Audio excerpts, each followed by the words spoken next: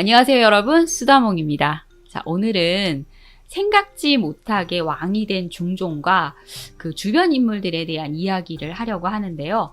먼저 중종의 즉위 과정과 즉위 초의 모습을 잠깐 이야기해 보아야겠습니다.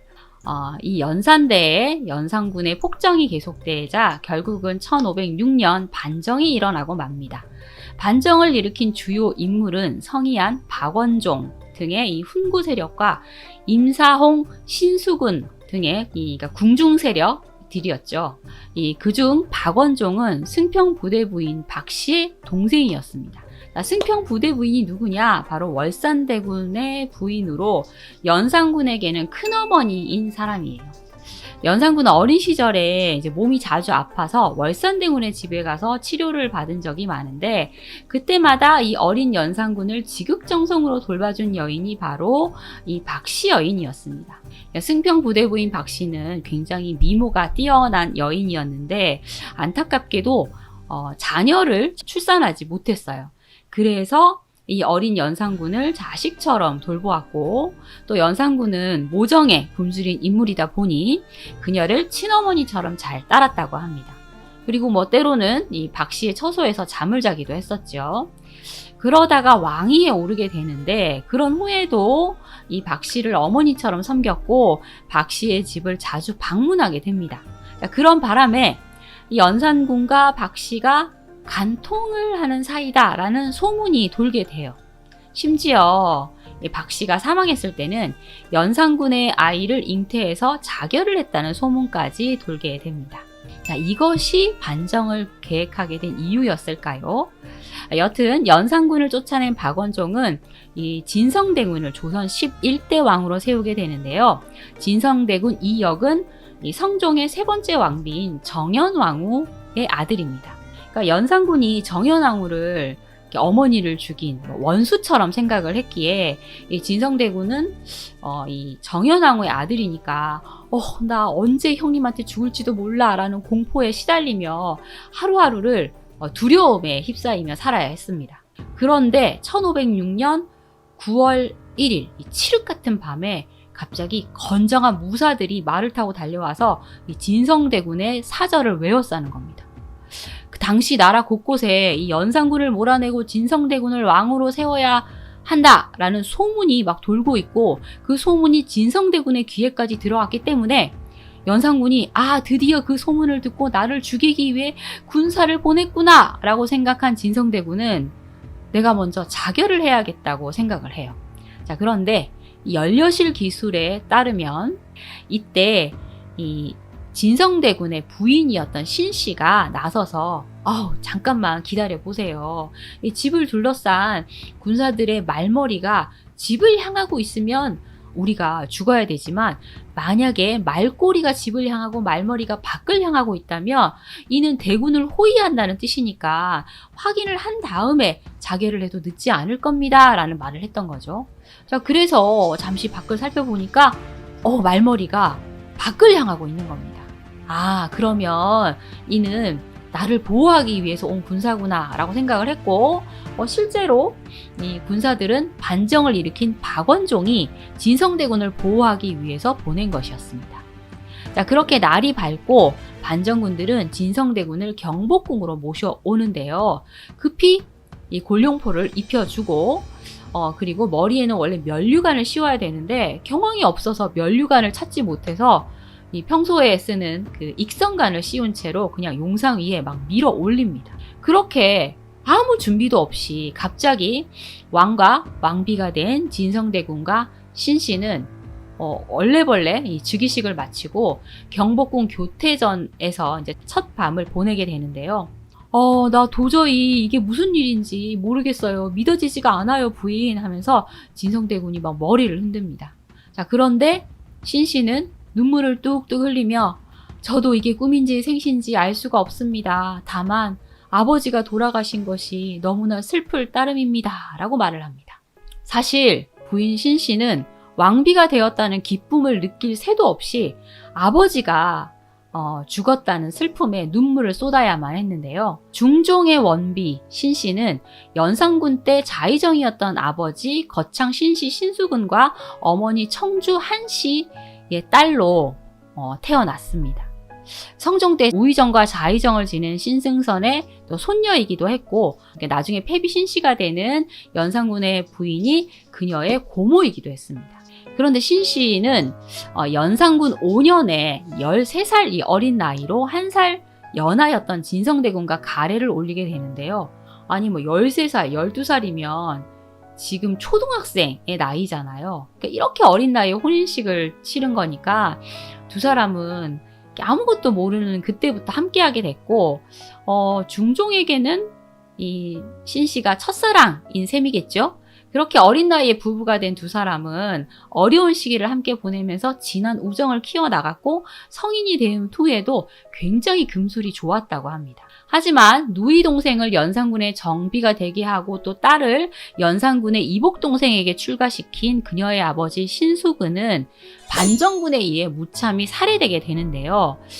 연산군 밑에서 벼슬을 했다라는 이유도 있지만 어떤 괘씸죄에 걸려 박원종의 살생부에 오른 겁니다.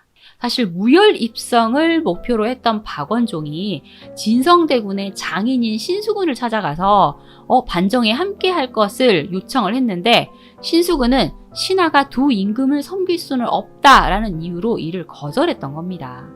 자, 이에 기밀 유지를 해야 되는데 이미 발설을 했으니 이 불안감을 느꼈던 반정군이 신수군 삼형제를 모두 죽이고 서둘러 거사를 일으켰던 것인데요. 근데 여기서 문제가 생겼죠.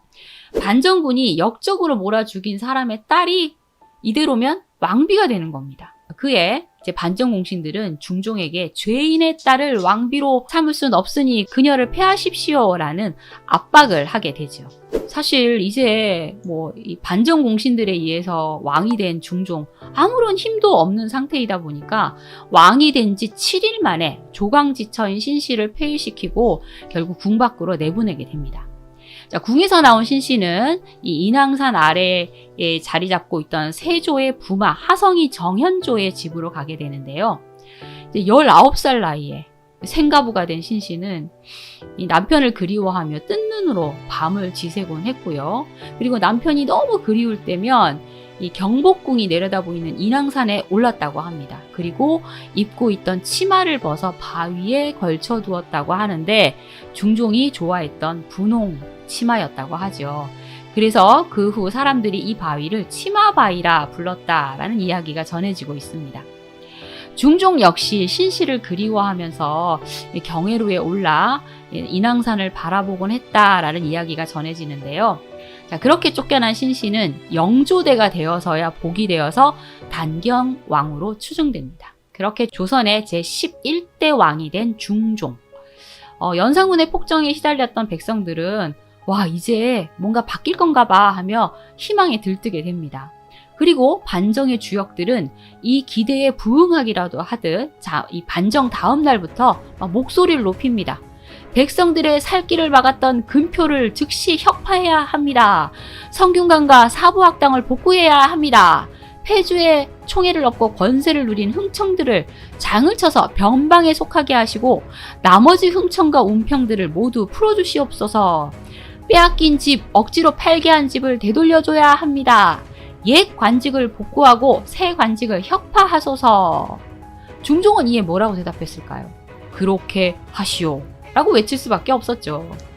자, 그렇게 이 무오사화 때 죄인 취급을 받으며 옥에 갇히거나 귀양을 갔던 이들도 모두 풀려나게 되고, 홍문관 사관원이 복구되고 또 연산군 전용 동물원도 해체됩니다. 하지만 이 연산군의 협력자들을 모두 청산하는 작업만은 이루어지지 않습니다. 왜냐? 반정의 주역들이 거의 다 연산군의 총애를 받으며 누릴 것 다 누렸던 인물들이었기 때문이죠.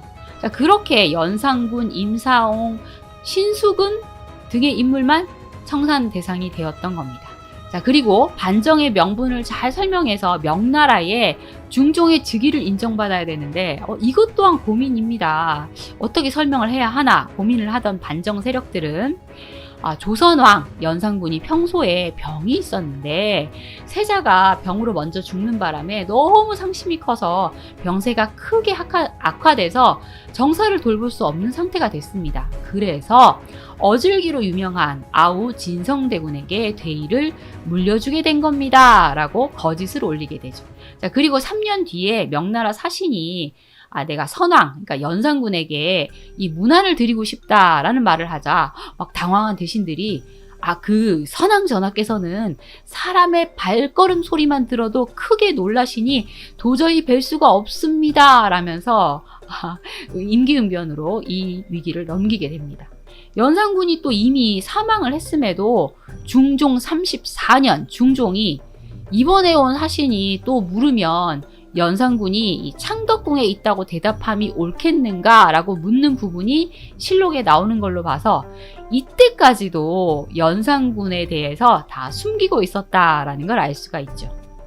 반정 세력들은 자신들이 반정으로 왕을 세웠듯이 또 반정이 일어나는 건 아닐까라고 어떤 두려움을 가지게 돼서 많은 이들을 자신의 편으로 끌어들이려고 합니다. 그래서 반정 6일 후 전국 공신들이 책봉되는데 1등 공신은 박원종, 유순정, 그리고 성희안, 유자강, 신윤우가 되고요. 그리고 2등 공신이 13명, 3등이 30명, 4등 공신이 50여 명으로 공신의 수가 너무나도 많아진 겁니다. 여기에는 연줄이나 뇌물로 공신에 오른 이들도 있었죠. 연산조에 영의정을 역임한 유순이라는 인물이 있었는데 연산군에게 윤당하신 분부이옵니다 전하라는 말만 귀에 달고 살아서 윤당 대신이라고 불렸어요. 그리고 반정 소식을 들었을 때 누가 왕이 됐다고? 박원종이 왕이 됐다고? 하면서 무슨 일이 일어났는지 제대로 인지하지도 못했는데 2등 공신에 책봉되고 영의정 자리까지 그대로 유지하게 됩니다. 그리고 김수동이라는 인물은 연산대에 또 우의정을 지낸 인물인데 2등 공신에 이름을 올리고 또 자신의 숙부와 아우도 공신에 책봉이 돼요. 그리고 시를 잘 써서 연산군에게 총애를 받았던 김감도 2등 공신이 되었고 구수영은 연산군, 임사옹, 신수군과 두루 사돈관계를 맺은 사람이었고 또 남의 집 여종을 연산군에게 바쳐서 연산군의 총애를 받던 인물인데 반정이 일어날 건가? 라는 그 낌새를 눈치채고는 나도 끼워줘! 라고 얼른 끼어들어서 결국 2등 공신이 된 인물이죠. 그리고는 이 아들을 연산군의 딸과 바로 이혼시켜버립니다. 이렇게 박원종은 이 공신을 확대해서 다른 반정이 일어나는 것을 방지하려고 했지만 또 다른 반정들이 일어나는 것을 막지는 못합니다. 그러니까 중종 반정 직후에는 이 불안정한 정국이 계속 이어졌고 공신들은 사실 이 전국 장악력이 좀 뛰어나지 못했던 것 같아요. 그래서 중종 2년 이 김공저의 옥사가 일어났는데요. 의관 김공저와 서얼 박경이 전국 공신들을 척살하려 한 사건입니다.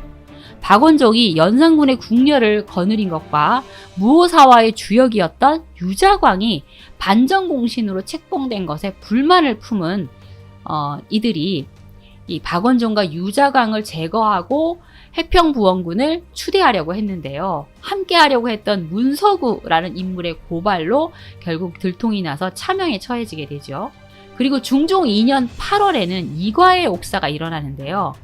이과는 중종을 내쫓고 이 견성군 이돈을 새 왕으로 올리려고 합니다. 사실 이과는 중종 반정이 일어나기 전에 이 김준손 유빈이라는 인물과 함께 연산군 폭정의 항거에서 이 거사를 하려고 했던 인물이에요. 그런데 딱 거사를 하자라고 결정난 하루 전에 중종 반정이 일어나면서 거사가 불발됩니다.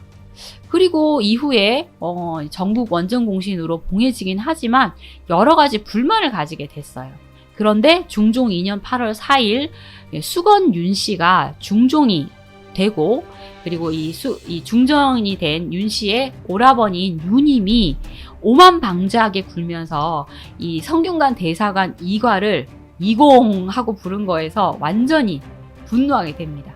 이때 또 벼슬을 하지 못하고 있던 하원수 이찬이 찾아와서 공신들이 횡포를 부리고 있으니 이게 웬 말이오 하면서 또 비방을 하게 되니까 이들이 함께 의기투합해서 성종의 7째 아들 견성군 이돈을 추대하기로 한 것이죠. 자, 이들은 거사일을 정하고 중종이 선능 이 참배를 가기로 한 날에 어가를 덮치기로 했지만 그 전에 들통이 나서 또 실패를 하게 됐고요. 이가를 비롯한 함께 하려고 했던 이들은 능지처참 당하게 됩니다.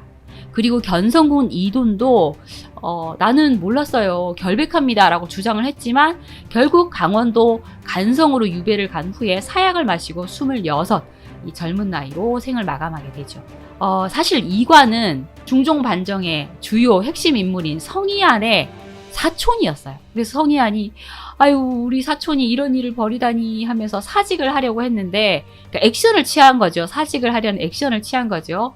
그래서 중종이 어찌 그것이 당신 탓이겠소. 다 나의 부덕에서 비롯된 일이요 하고 자책하면서 성희안을 말렸다고 합니다. 자, 그리고 또 옥사는 일어납니다. 중종 3년 11월 또 신보기의 옥사가 일어나는데 신보기라는 인물은 자신이 이 반정의 굉장히 중요한 역할을 했음에도 공신이 되지 못했다 하면서 이 반정 3대장을 저주하고 또 새로운 왕을 추대하려고 했던 것이죠. 그리고 또 중종 4년 10월에는 왕실의 여러 종친들이 연루된 이석손의 옥사가 일어납니다. 이 주로 종실의 서얼들로 구성된 모반자들은 활을 잘 쏘는 무사들을 이끌고 입거라는 정승들을 다 암살하고 이 대궐을 딱 진압한 후에 중종을 폐위시키고 성종의 4번째 아들인 완원군 이수를 옹립할 계획을 세우는데요. 자, 이 역시 이제 고발이 들어와서 실패하게 됩니다. 자, 이렇게 연이은 모반 사건이 터지는 데에는 사실 반정 주력 세력들이 도가 지나친 행동을 했기 때문이죠. 반정의 목적이 자신들 사리사욕 채우기 위한 것이 아닌가라는 불만을 가진 세력들이 많이 생겨났음을 반증하고 있는 겁니다.